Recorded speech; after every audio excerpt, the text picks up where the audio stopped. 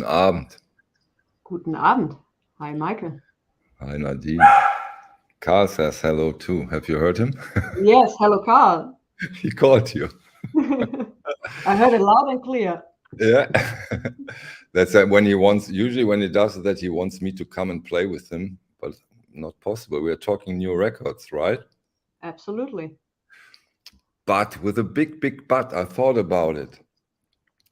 Are those really new records? Because quite some are reissues.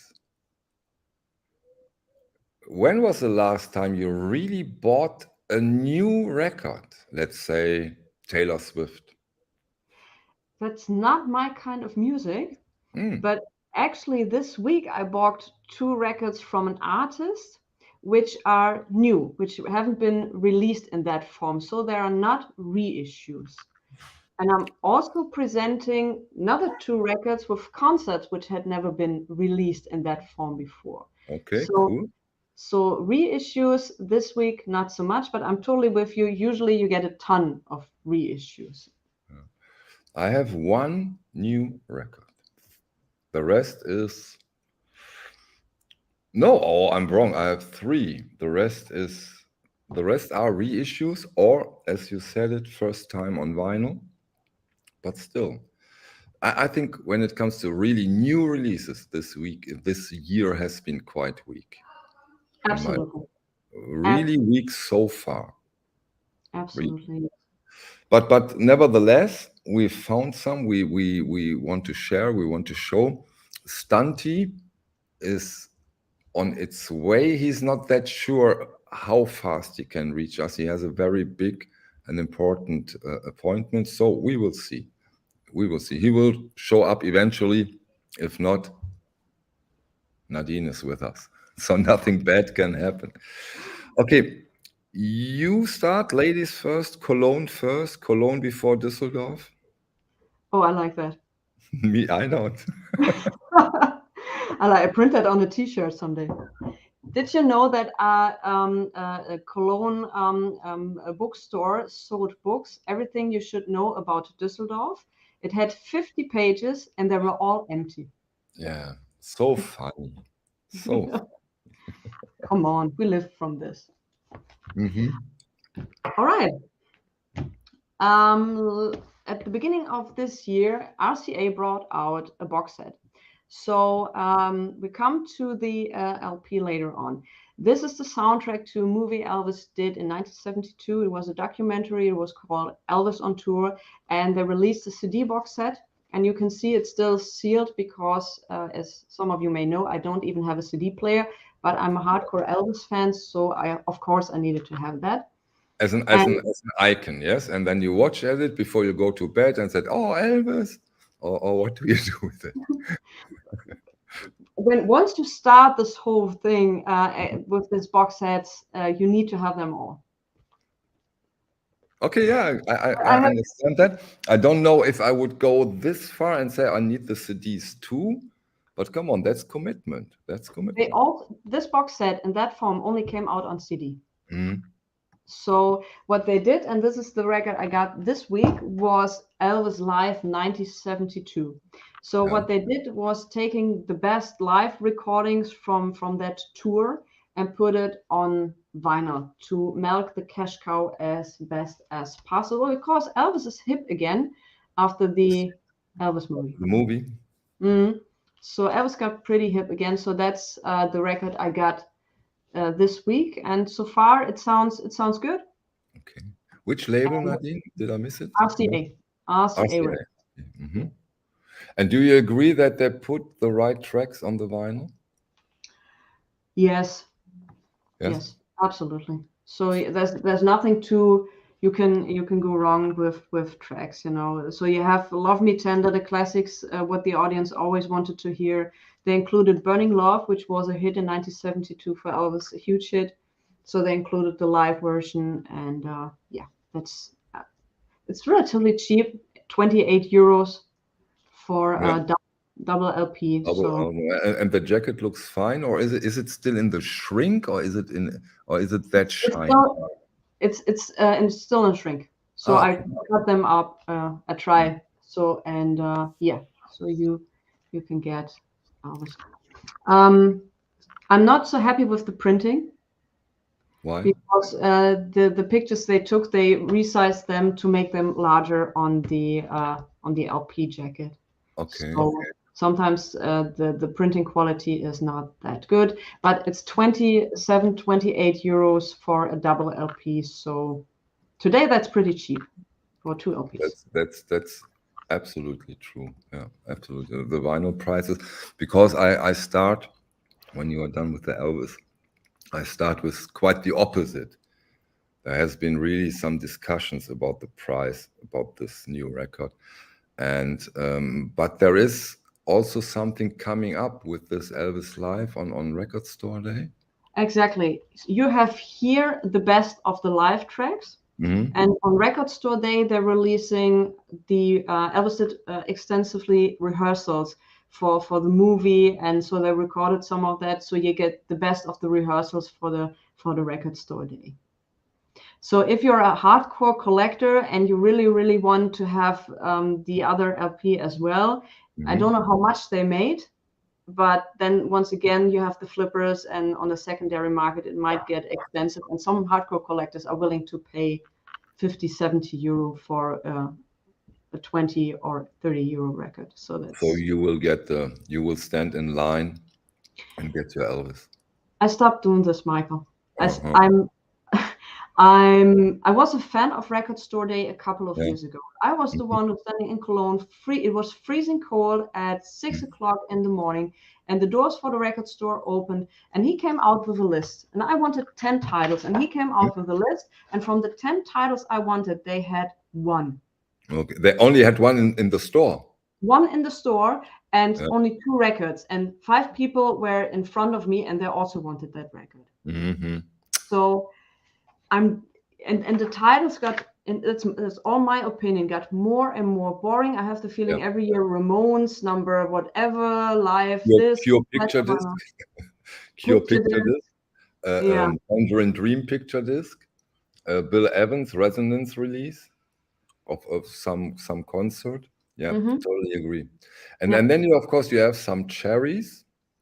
But what I've learned now over a couple of years, you get those cherries, and you don't have to stand in line. You're getting them. You will Exactly. So a friend of mine also lives in Düsseldorf, and he is in touch with 2 record stores, and he asked them if we can get some of these tiles, and they're trying, and I'm pretty sure that works out.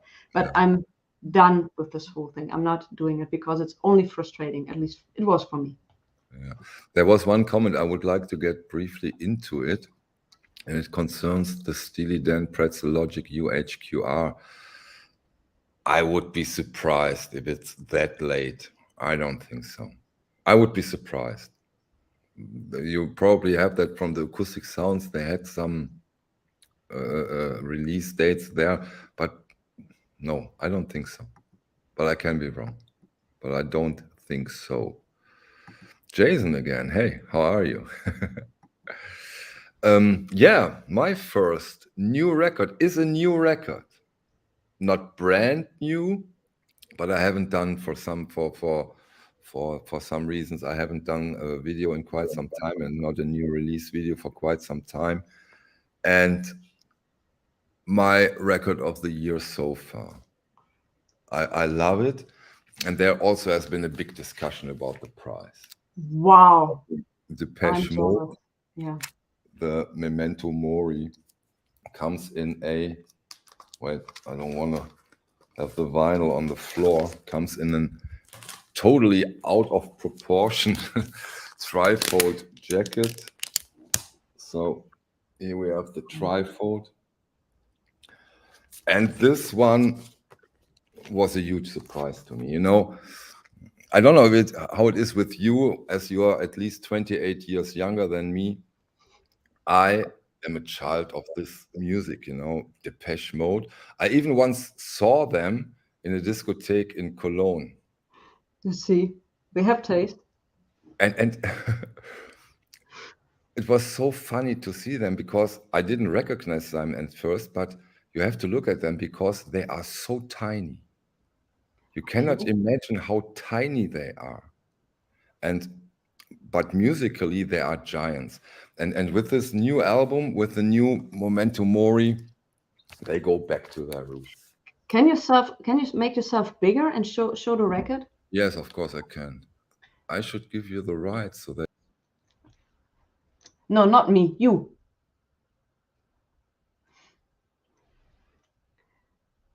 And now he's gone. I was gone. I put me out of the stream. Now Yes.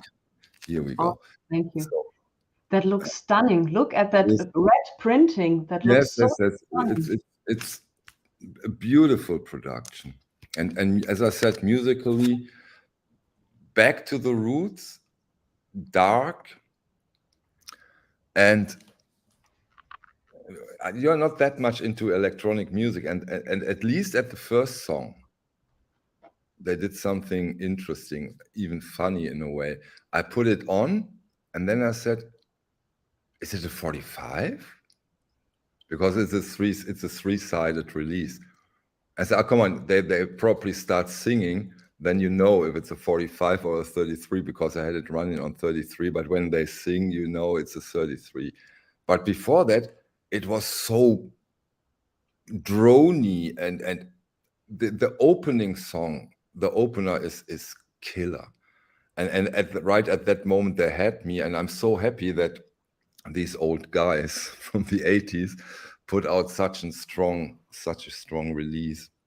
So this is, in my opinion, the best new title so far of this release, and of course of this year, and of course, big surprise. I didn't expect that, really. And of course, there has been quite some discussion. I have the crystal clear, but it's not much more expensive, I think, than the black vinyl. I paid 49 euros. That's totally okay for 3 LPs. Come on. Two LPs on a tripod. Okay, but that's still okay But for. a lot of people complained, yeah. Wow, but Depeche Mode is one of the few groups who managed to merge from the 80s up to a new audience. That's hardly, let's talk about Aha. Nobody talks about Aha anymore, or one of these 80s group. Boy George, nobody really talks about him. He's now a DJ. But Depeche Mode. Yeah. See, growing, a lot of people likes the new album. Yeah, Aha is a special case, of course. Boy George had 2 great songs, in my opinion, but they are really great. And I think the songs will survive, I think. The songs will survive, absolutely, but there is not a momentum album or where you say, okay, he's bringing out some music which connects between the 80s and today. And Depeche Mode managed that very, very well. Yeah.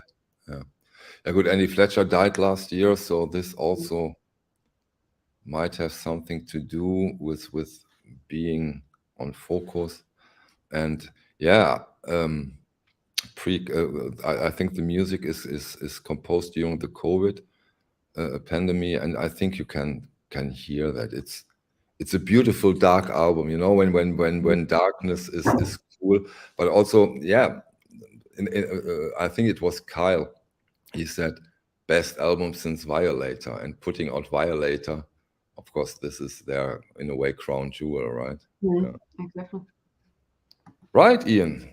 Nadine forgot to mention Duran. Didn't Duran did the soundtrack to a James Bond movie? Did they? Yeah, they did, of course. Yeah, Wild Boys. Yes, that was great. I love Duran. Yeah. Okay, Nadine. That was my first pick. Didn't you want to show 2? Okay, yeah, you're right. I have some more. Okay, I show a second one. You will like it. You will like the design, I think. But again, I have to turn out the vinyl before. What is... Oh, that looks stunning. That looks stunning. Yeah, wait a second. What is this? I have to do the stuff up. What is it?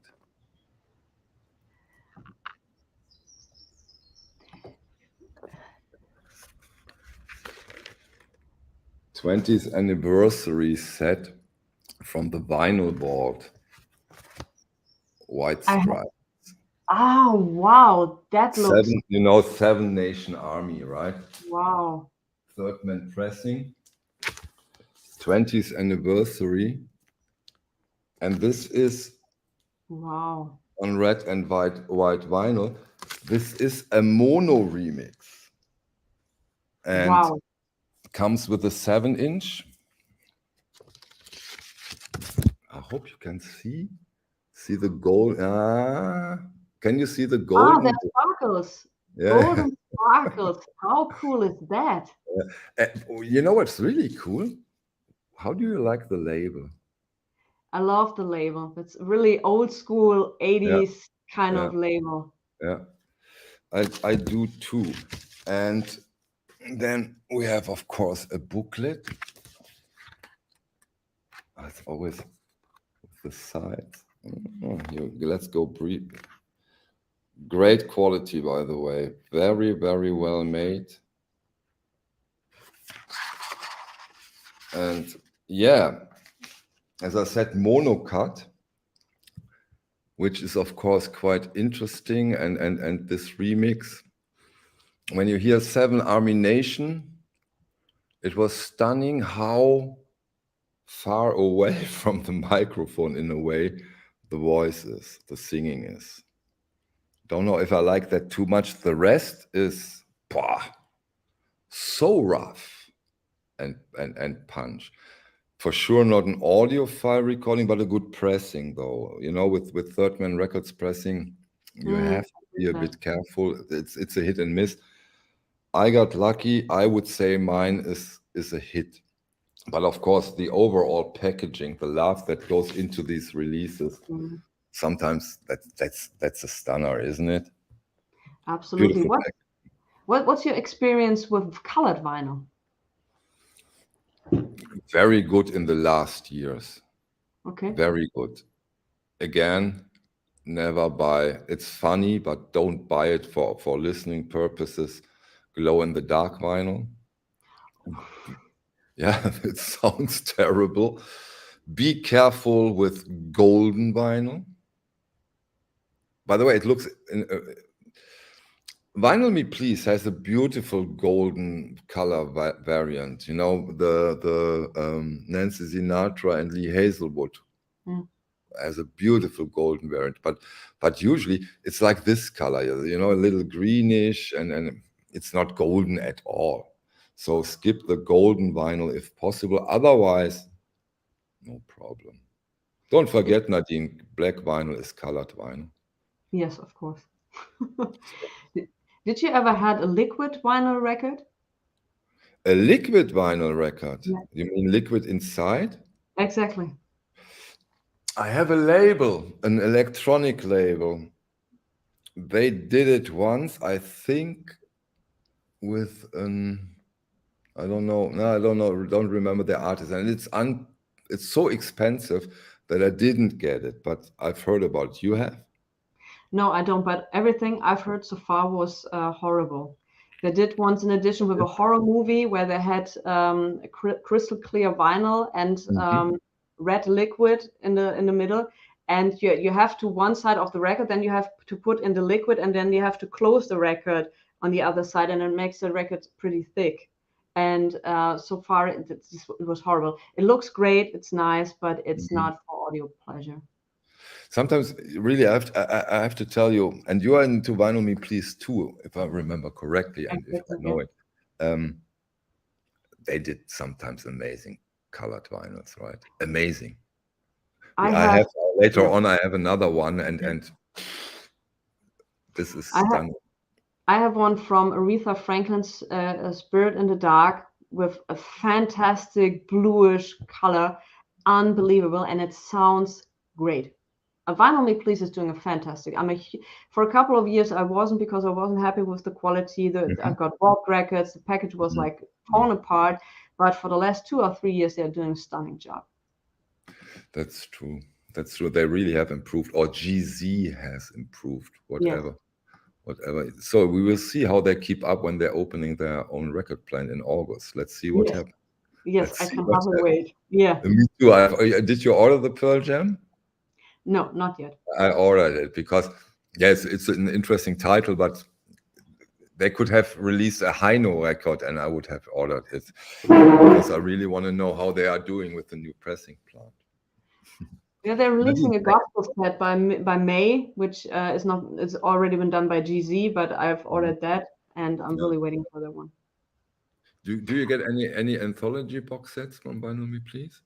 The only one I got so far or ordered is the gospel set, which is coming out in May. Otherwise, so Miles Davis far box? these were the electric years, exactly this one, and I'm not so into that phase of Miles Davis musical direction around that period of time. Like Bitches Brew, I've heard that album I think 20 times, and I really wanted to like it because everybody says it's awesome. Nadine, it's the best jazz record ever. And I'm sitting there, and like every time it's I don't get it. I Okay. just don't get it. So at least you're honest, right? Of Maybe course. 80% of the people don't get, but no, it's great. You're right. Yeah, it's like It's special. It's yeah. special. Do you have a second record for us? Yes, and this week was Elvis week for me, and I have the soundtrack from the Elvis movie, which came out last year and was quite successful. Yeah. And the thing with this record is, a friend of mine who's a huge Elvis fan got in touch with me and said, "Did you get the vinyl for the soundtrack?" And I said, "Oh, come on, I have next month or in 2 months." And he said, Yeah. "No, it's already been sold out." So there is a Walmart exclusive in yellow vinyl, which is €100 now. This one, the original one in black vinyl, is like near impossible to find. So I really had to pull some strings to get it for €25. Wow, this Yeah. successful, or did they do so few and are It surprised was by the so demand? successful because what you have on the soundtrack are remixes from Elvis songs, new interpretations with modern artists. There was one song, one interpretation from I think Hound Dog. It was totally newly been done from Lady Gaga? Is Lady Gaga involved, I hope? yeah, Lady Gaga is Really? involved also as well. Chris Isaac is involved. That's cool. Panau is Jasmine Sullivan was involved. Jack White was involved. So quite some names, and it was immediately sold out. So that was tough to get. Still in shrink, so I haven't heard it yet. But You yeah, got it here in Germany, or where do yes, you have to go to get it? In Germany. I got it in Germany. But I had really to pull some strings to find some leftovers for a friend of a friend of a friend who I knows really someone. would love to see how it looks like when Nadine pulls some strings. Really. Mhm. I kindly ask if there's a chance for a desperate Elvis fan to get Or you something like in this mafia movies, and you have to ask, I did you a favor, and now you need to do me a oh, favor. Federico, you remember when When I got you the autographed copy, the signed yeah, copy. you remember. Now get me the record. Exactly. Yeah. So that So, was also almost a record you didn't get because it got too expensive, and now you have it. But you yes. haven't listened yet, right? No, It's it's in the just freshly arrived, so it's still open. I Mhm. will open it up and clean it and listen to it. I was aware of the movie. I was aware that the movie was quite successful, but I wasn't aware that it really had such a big impact on Elvis releases. That's interesting. I didn't know that. Absolutely. Elvis got in again with many people. So especially with streaming. Well, what I do is I open them up. I don't. So there are people who buy two copies of a record, one to open and another one to keep. I'm not one of these people, but what I do is I open it up on the side and keep the shrink on it. And after a couple of years, sometimes I tore it apart because I get annoyed with it. But most of the time, I'm trying to keep it in the shrink I because. have records that got Mhm. damaged due to the fact that they have been in shrink, especially when you have a sticker on the shrink. Yeah. Okay. Yeah. Because of the glue. Acid or whatever, I don't know. Glue. No. And so, you know, also if you lose the color a little bit, where the sticker is, you probably lose it less. And it's a nerdy yet interesting topic in a way. Or we could go in there for us how to clean the cover, and I do hope that vinyl storage solution is bringing up a UV proofed protection, so that sunlight is not degrading the color from the records. I don't think it's happening, but that would be a super nerdy thing. You think is it vinyl GPT? It's awesome. But why in German? I think it's vinyl GPT. I think so too. It checks the local. You have to put on a country where you're coming from, and then it's putting the language to it. But I tried to translate. Dear Michael 45 RPM, it's a pleasure, people or humans like you in the to have humans like you in the vinyl community who has passion and understanding for the art and the culture of vinyl. So this is probably an artificial intelligence. But it's good. Yeah, so why not? Okay, sorry, but I find that quite striking. But he's a polite guy, this AI, right? Yeah, you hardly find that these days. Sometimes. That's okay. 2 probably great record, because he in this case, I'm in the same position as you. Didn't listen so far to them, but I really want to show them and mention them, because as some of you might know, I'm back into ECM. And I got the Bobo Stenson Trio Sphere. And I got the Jacob Bro Joe Lavano, a tribute to Paul Motion. Paul Motion, great jazz drummer. And Nadine, come on. The jacket art, the cover art. I like ECM because of the history. That's one big fact. They have a fantastic history. Yes. At some point I understood that you were not so much into them again, but now you're getting into ECM again. Yeah. You know what the biggest problem was, Nadine? I was into ECM like hell during my streaming times. Mm-hmm. I would say I had 95% of the 1,100 releases they did. Wow.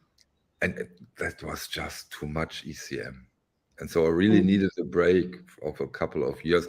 And now that I got back in with some copies, come on, now this is really strong, really good quality. You know, I'm not so much into the Scandinavian jazz personally, but the other things have been great. And now with the Luminescence series, you go into that, the Luminescence series? I'm absolutely will. I'm more into the beginning in the 70s.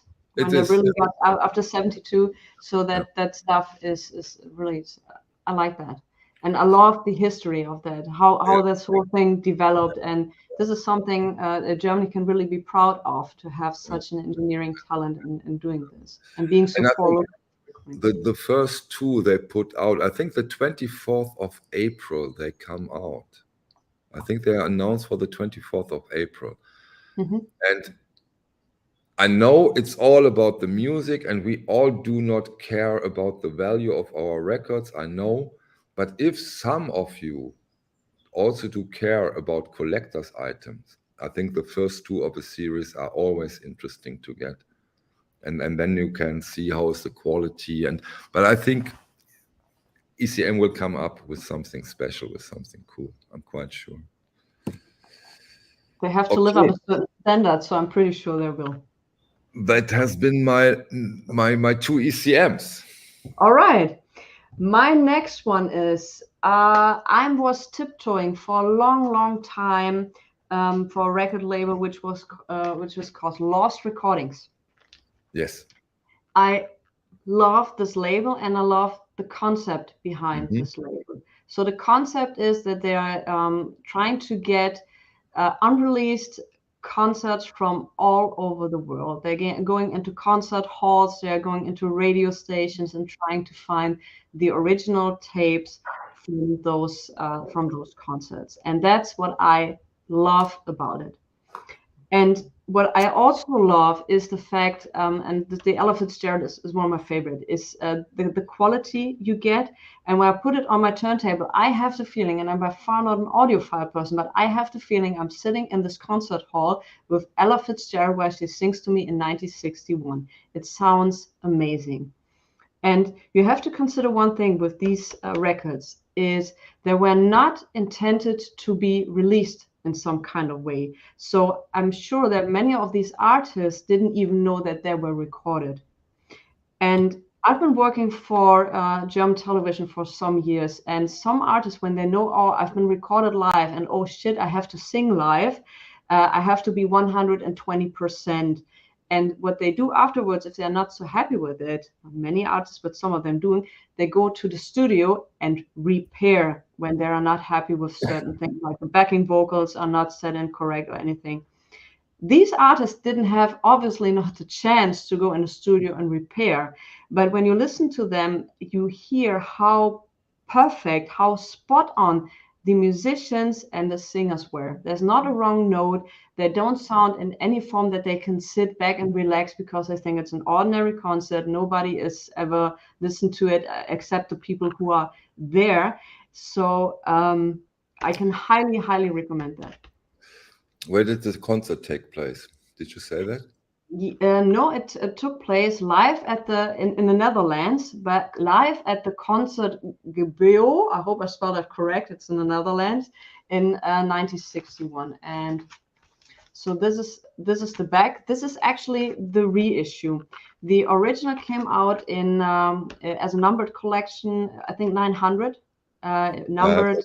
I have it, and I have to agree. Although those I think are digital with the digital step. I'm not. I think so too. Yeah. But they really do sound great, really great. Yeah. And this label, in my opinion, does marvelous work, and it suffers a bit, in my opinion, that other labels overdo it with those concerts. Mm-hmm. You know, some artists, let's name, for example, Bill Evans, when he stood up in the morning and sang a song to his wife or whomever, they're looking for the tape and they want to release it. But what they do, and that's really, you made a very important point. Those are no reissues. Those are first times. Exactly. And you get a nice package. I hope you can see that nice picture from the inside. You get some text with it, and honestly, at this point, I don't care if it's digital. To me, it sounds amazing. And sometimes you have to do a digital step to do the work. And they are open about it, so all good. Yeah. You know, very good. Yeah, so very good. So this is one I'm a huge Ella Fitzgerald fan, and I can't praise her enough. If you have the time, on YouTube, there's a song she sang in 1977, "Feelings," which is everybody sang "Feelings." It's in Germany would say a kitsch song. It's very schmaltzy. Everybody did that, but she was 60 in 1977 when she sang that, and she sounds like being a 30-year-old woman. And so 60 in 1977 is different than 60 nowadays. It's different than nowadays. Yeah. Yes, absolutely. And she is one of those singers who made it possible. When you age, your voice changes and everything, but her voice kept on being very strong, very solid. And when she sang "Feelings," it knocked me off my feet, and I wish I would have the whole concert from New Orleans 1977 because it was tremendously good. Yeah. She was in Montreux at the same year. She was in the 80s. You know, this woman really rocks. Okay, we talked about the label already. And, you know, sometimes people ask me, do a guilty pleasure record video. And I say, I don't know, do I have a guilty pleasure? What guilty pleasure records do I have? This might be one. and it's from Vinyl Me Please, and 25th anniversary of Usher My Way. All right. But again, come on, Nadine, look at the quality. Yes, that's one if you want, you need to have that, because that's really one that stands out. Yeah. I saw the pictures in the internet, and I was really thinking about getting it, but Usher's absolutely not my thing. But this is awesome. Yeah. And again, such a quality release by them. I don't know, through the streams and the videos, it's really difficult to show that and demonstrate that. And now we also talked about colored vinyl, and of course it's on colored vinyl. And I put it out. Maybe it looks like little people. No, you can't see that correctly. No, because of the But mirroring. that's stunning. That's like a painting, you know. Yeah, it's like a painting on clear vinyl, you know, the Wow. parts. Yeah, really a real beauty. I haven't put it on the turntable yet. I can't tell you about the sound quality, but let's see, how do they call this vinyl? They didn't give it a name. Pressed on exclusive. Silver Cloudy, a boring name, but because sometimes they have such an amazing names, yeah. for these vinyls. No, I use good, nice that you asked. Those are the ultra clear inner sleeves. Vinyl Storage Solution did quite some time ago, and you know, quite interesting is that inner sleeves, important, have this anti-static effect, but this anti-static is a residue. It's not in the material. It's something they add, and you also can add it to this clear inner sleeves. And I use them for very beautiful colored vinyl every now and then. And as I like this one very much, I use it for this.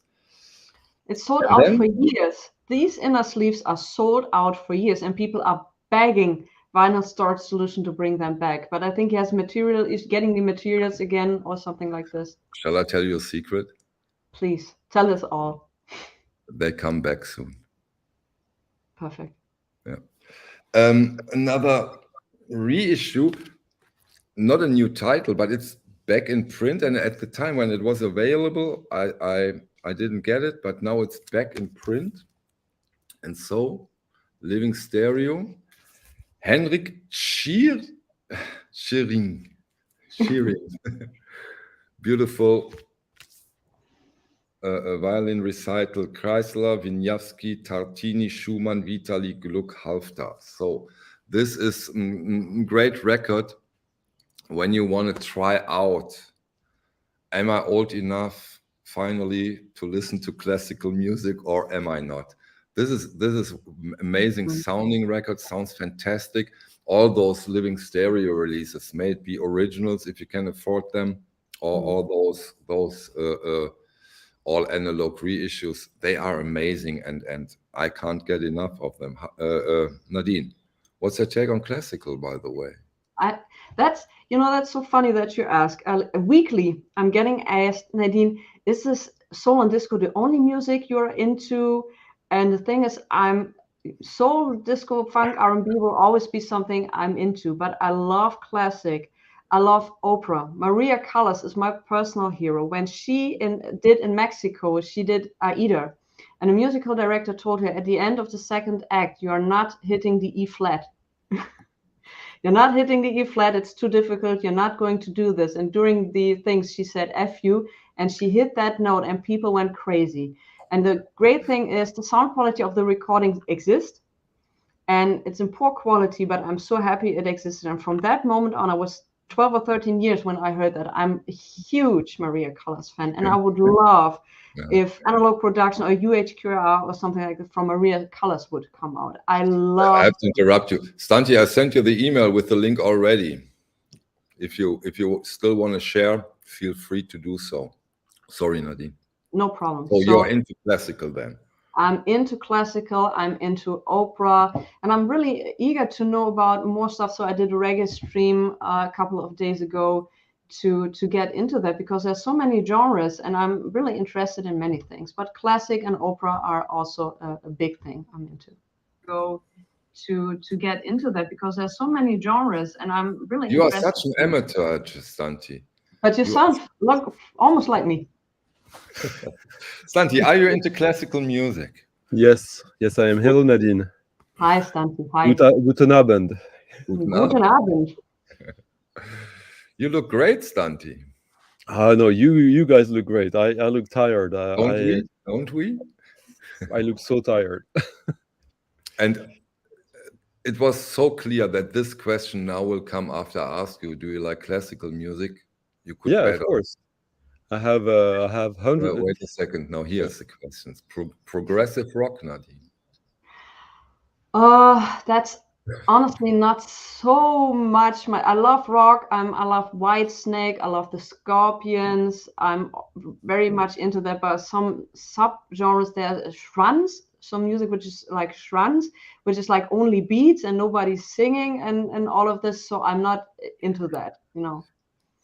But I like rock, but not so much progressive. There are many sub-genres to that.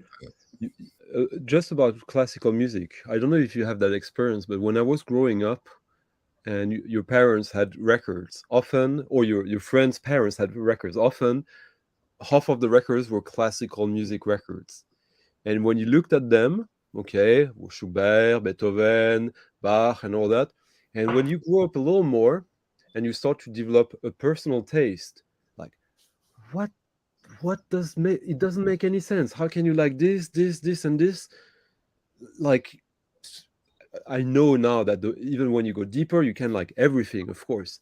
But it felt like these records that people bought that had barely anything to do, and especially since they didn't even listen to them, like it was for years, like the music you had to show or to build like an idea of yourself. Encyclopedia Britannica or the Brockhaus in the bookshelf. Yeah, exactly. And I think that's probably why a lot of our generations have a bias against classical music, because for so many years around us, it was just there, but it made no sense. This is a good example from Liam. You know, you have your Bach, your Schubert, and you have your James Last record. Of course, everybody had James Last. Perfect example, right? Or here in Germany, James Last, of course, or Tony Marshall. Everybody had a Tony Marshall record, even if they don't have a turntable. Yeah, what was his biggest hit? A fremde, schöne Maid. Das war Rex Gildo. War das nicht da? Das war ein bisschen. Are you sure? Yes, ja, ich bin mir sicher. All right. If we talk Schlager, we can talk German. Okay, it's your turn now, right? It was Tony Marshall, Michael. You have a new Tony Marshall? Cool. It was, of course, it was Tony. It was the hit. If we talk 70s, I can. Santi, excuse me. Now that you are here, do you have a new record you want to share with us? Unfortunately, I can talk about, but I can't show anything. I literally. You told me that you might be later, and it's no problem at all. I told you I might not be able to do anything. You're out of the title later on, because Michael and Nadine sounds way better than Michael, Nadine, and Stunty. Does it? For sure. No doubt. But I think I could talk about, like, I don't know how to talk about it without showing, but I guess most people do that anyways. It's just that I'm used to do it. But there's a record that hasn't come out yet that I think will be very interesting for a lot of people, which is a trio of one name I don't know and two names I know very well. One is Pascal Comlade, which he's a French, not directly Brian Eno, but like, you know, like art, experimental, but also popular, like not mainstream, but a little bit known because he did some projects. And he did recently that record with Lee Ronaldo, the guitar player of Sonic Youth, and the third person, and called Ramon Prats. I think, yeah, it's a Spanish project. And the album is called Velvet Serenade, which is basically their own take on the Velvet Underground's music. Okay. and there's only like 2 tracks which have been revealed so far, and the first one is amazing. Pascal Okay. Comlade, he usually plays with toys, instruments that he builds, machines, but he plays guitar, piano, and Lee Ronaldo is an extremely good guitar player who also embraces the he can do guitar playing and he can do noise. He can do whatever he wants with a guitar.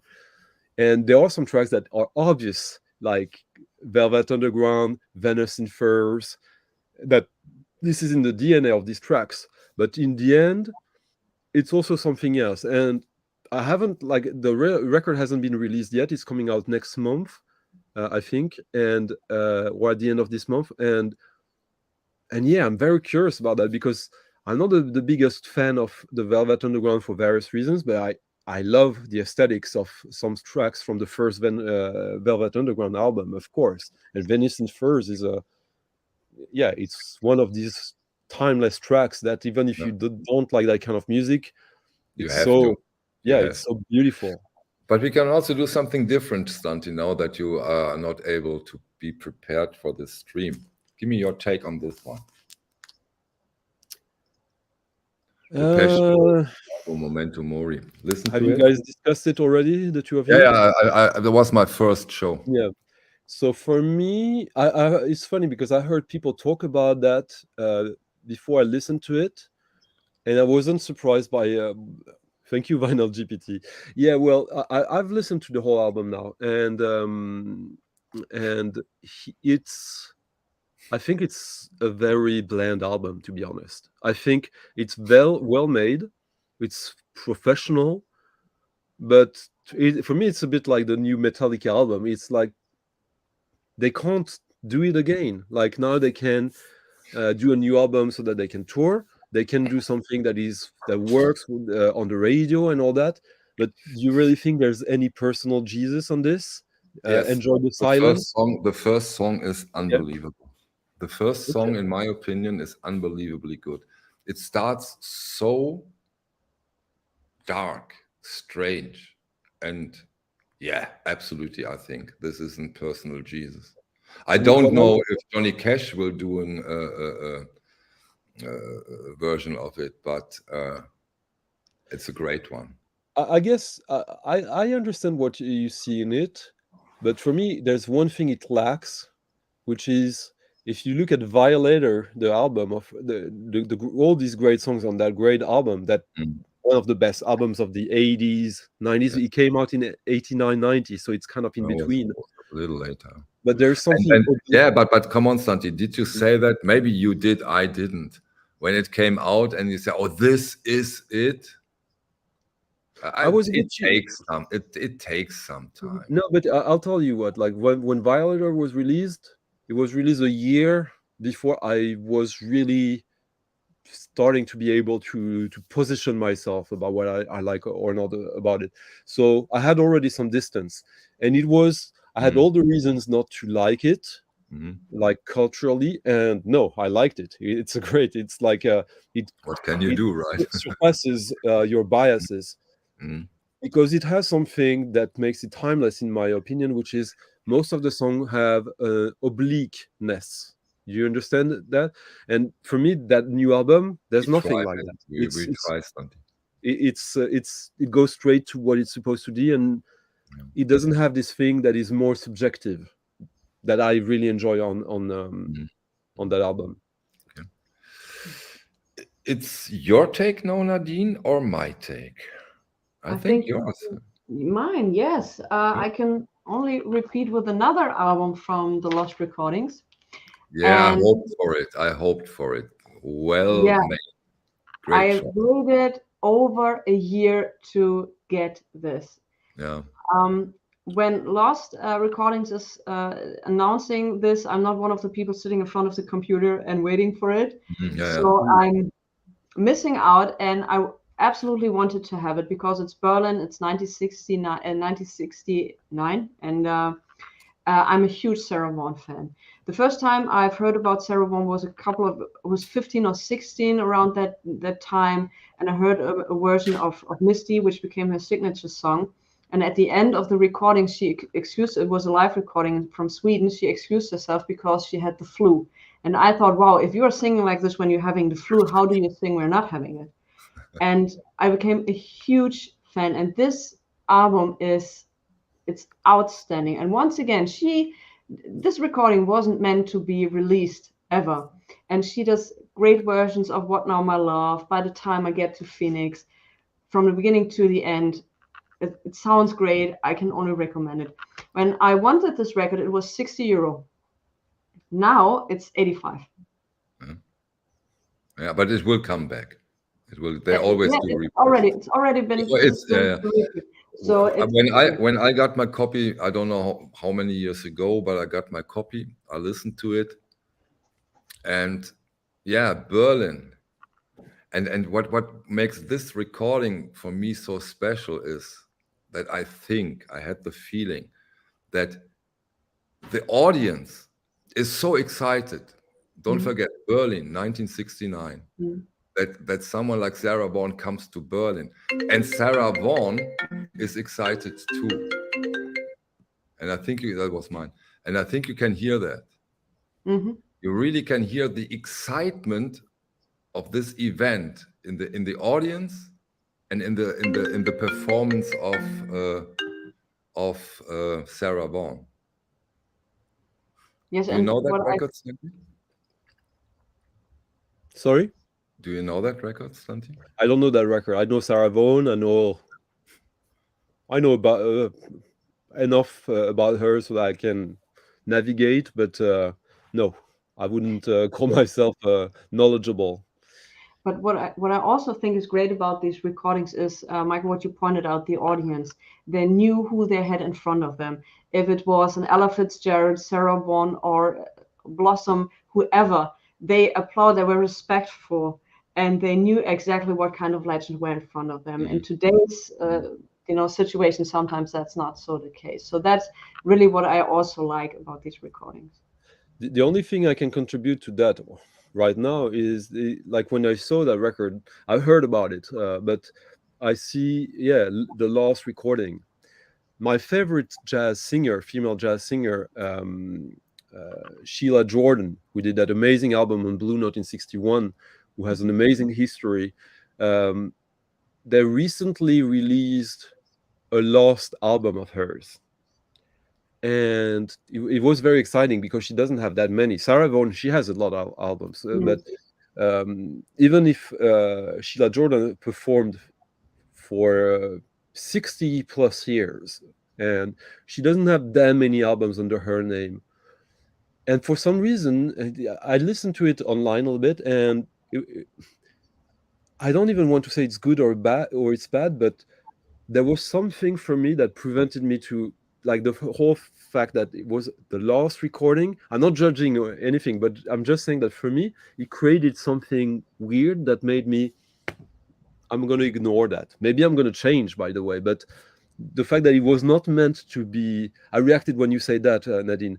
And it's not about the fact that there was intent or not, but just for some reason that, there are people who benefit from releasing that. I would be very happy in other circumstances with other artists, but for some reason, I don't know, like on that time, I thought like, let's keep it that way, in a way. It's not very relevant, but yeah. Was it a studio recording?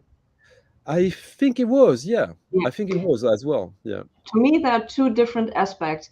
A studio recording, when you completed an album or a couple of tracks and you're like, no, I'm not satisfied with it, or Motown did this with many things when they had quality control and saying it's not good enough for us. I do understand this, but I have a different approach with live recordings, because it's live, and that's for me a whole different concept than the studio recordings. Sometimes when you're an artist and listen to your studio recordings and you're like, no, I'm not happy with this, drop it. But with the live recordings, where you really have to be live and spot on and can't go back in the studio and repair something, this is for me even a higher level, I would consider that.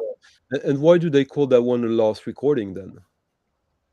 Because the tapes, where what their concept is, they go around to concert hall, radio stations all over the world, and try to find recordings which were done by accident, or they were just done for one-time radio broadcasting, for example. They were not intended to be released on LP or ever. So they're there, and before they rot away, they go into the archive. This is not as rare as you might think. There is a very, very famous jazz club in this strange town called Cologne.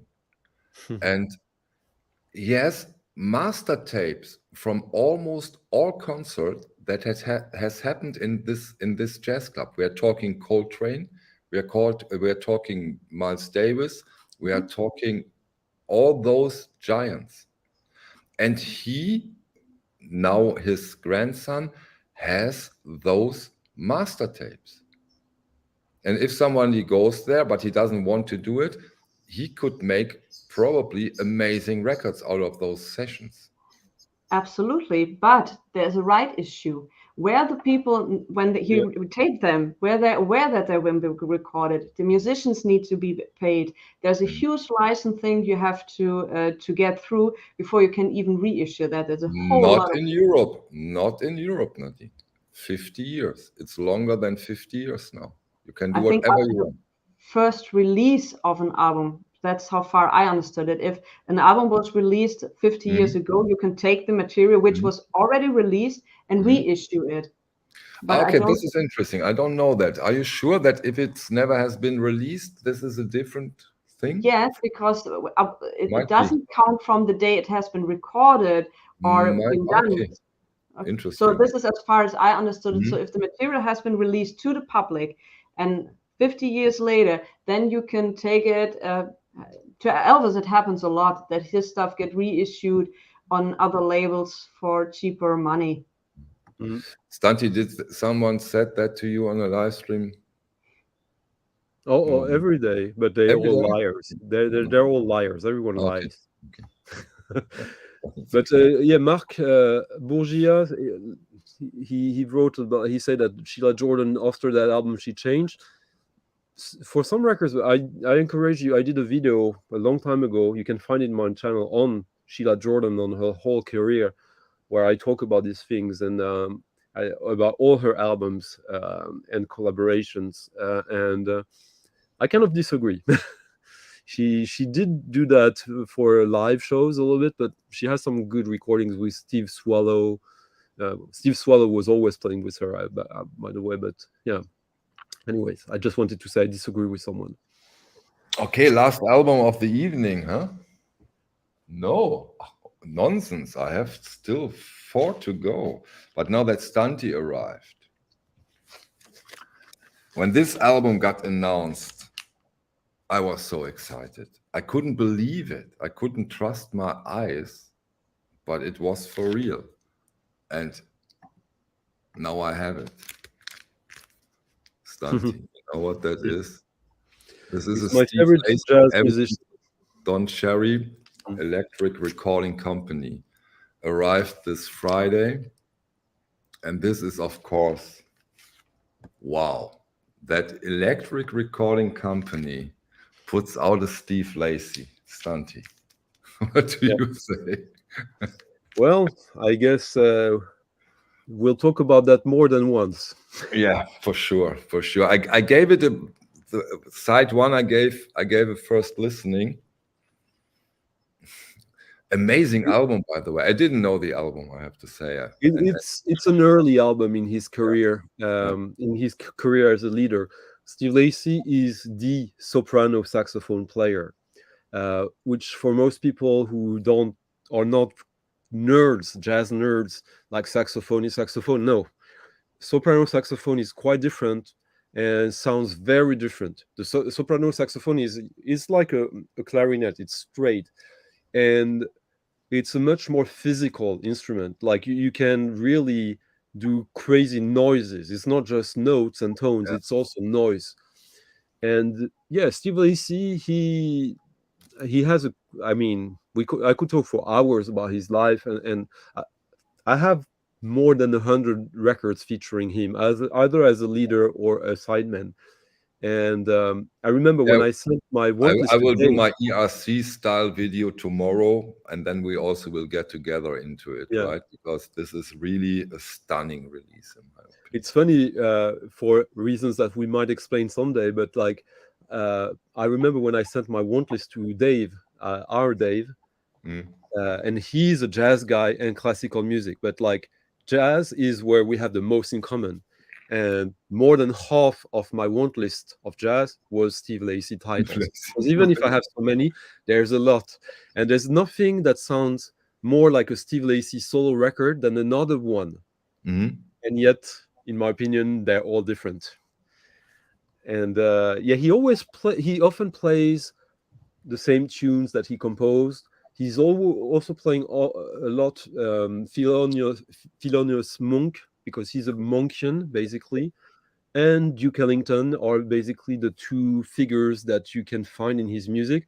And then there is the stuff that is pure Steve Lacy, which is really free and wild, not savage, but wild, and also whimsical. There will be something cute. He managed sometimes to do something that, like, oh, this is actually almost gentle in the chaos and in the and I love that. In that record, that's so stunning that you say that, because when he played his instrument, today when I listened to the first side, it was sometimes so beautiful, gentle. It was amazing how much emotion he puts into this piece of metal. It's really a stunner. I was really surprised, and yeah, we will get into him. We will get into him. Denise, please answer Dr. Winston or Boogie. What's your take on punk? You said Denise, but I think you meant me. Yeah. Yes. Sorry. Denise, where's Denise? Denise. Last call for Denise, please. Did I say Denise?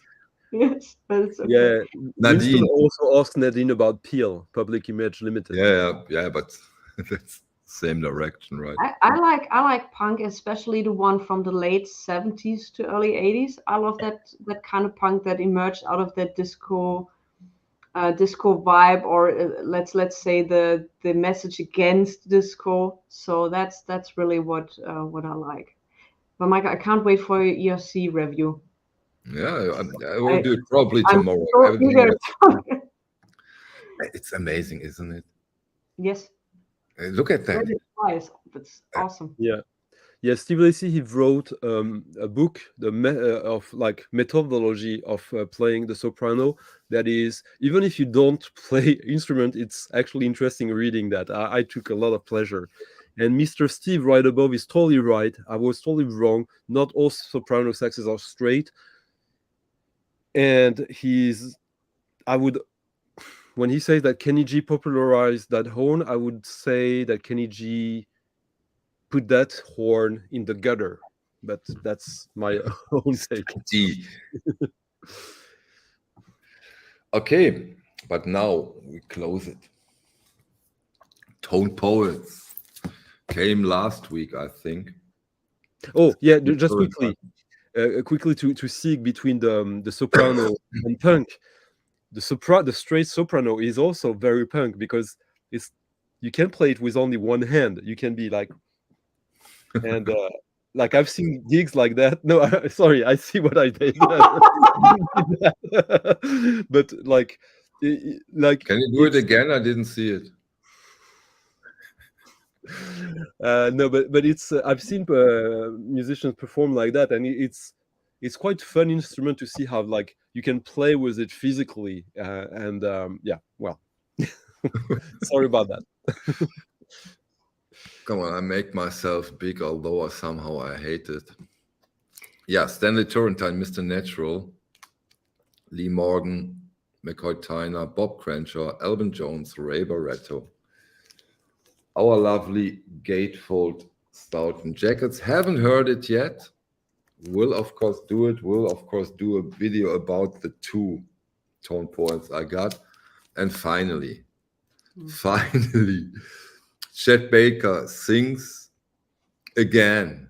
So maybe this, by the way, incredible, beautiful cover art, I think.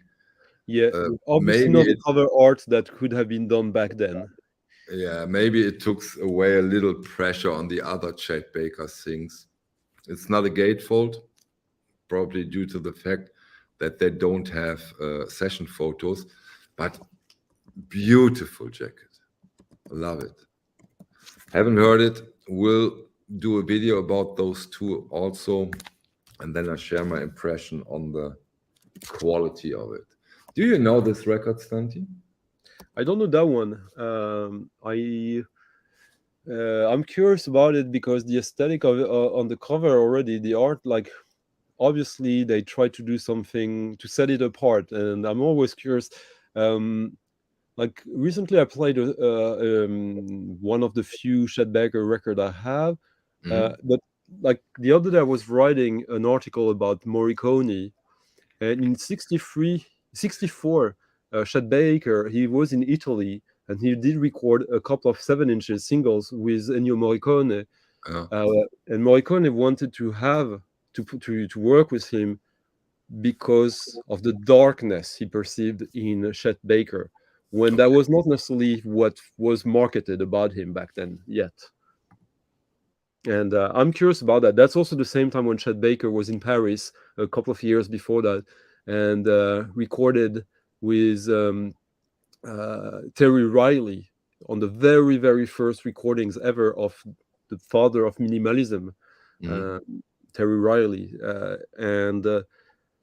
So, yeah, whenever Chet Baker does something that is a little bit different than what people know him for, I'm always curious to listen to that. Yeah. I think it's great that Chet Baker's getting into the public eye now more, because I think I'm very curious about him. He was such a good-looking man, and he had a sensibility when he sang.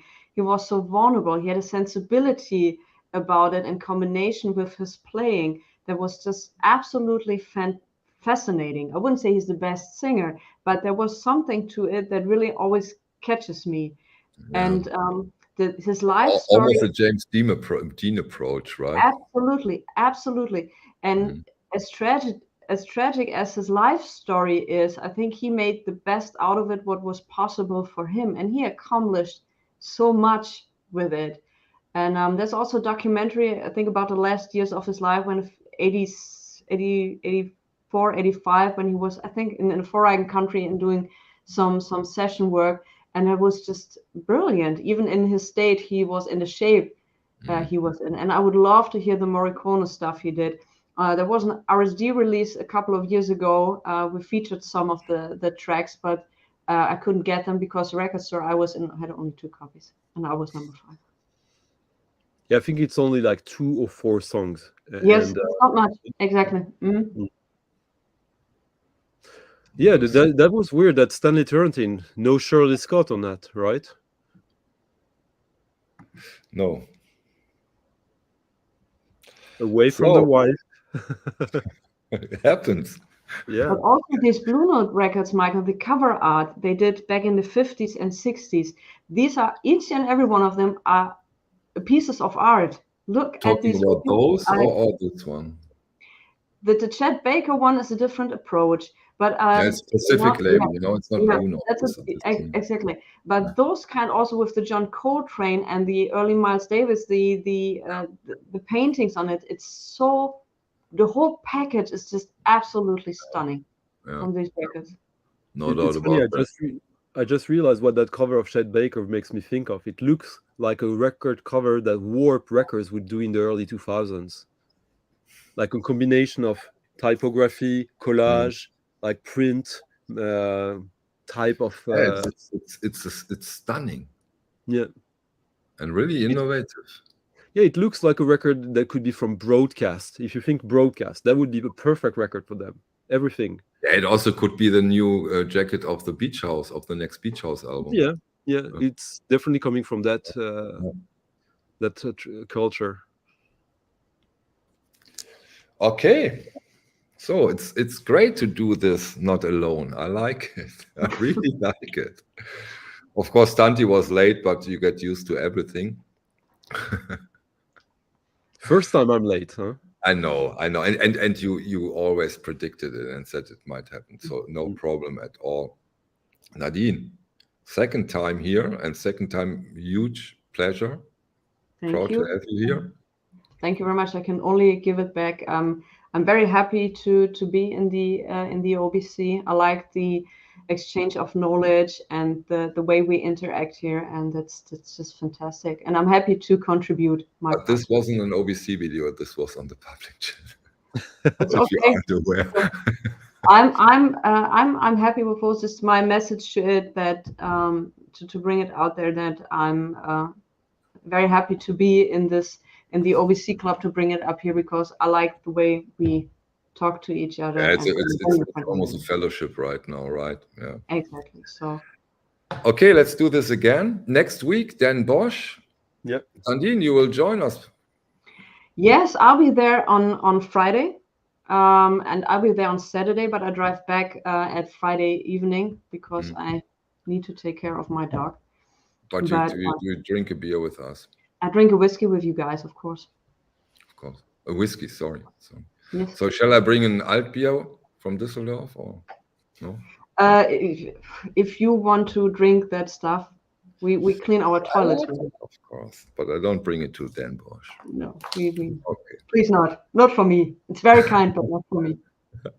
Okay, thank you too. Let's do this again. Let's do this again soon. And next time, great fur, by the way, Stunty. Look, I'm impressed now. Did you shoot this animal today?